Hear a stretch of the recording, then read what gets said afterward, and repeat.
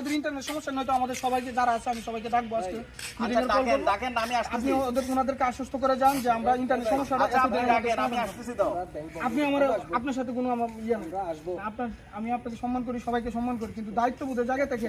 হ্যারাসমেন্টের যে আপনারা যে স্বীকার করতেছেন আপনারা আমাদেরকে একটু প্রতিনিধি হিসেবে আপনারা বসাইছেন আচ্ছা আমরা ব্যাংক থেকে আমার কথা আমাদের কাজ আছে আমি আমি তো কাজে যাচ্ছি আমি চলে যাচ্ছি না আপনারা আমাদের বসায় রাখেন ঘন্টার পর ঘন্টা মোলা জ্বালান কোনো সমাধান দেন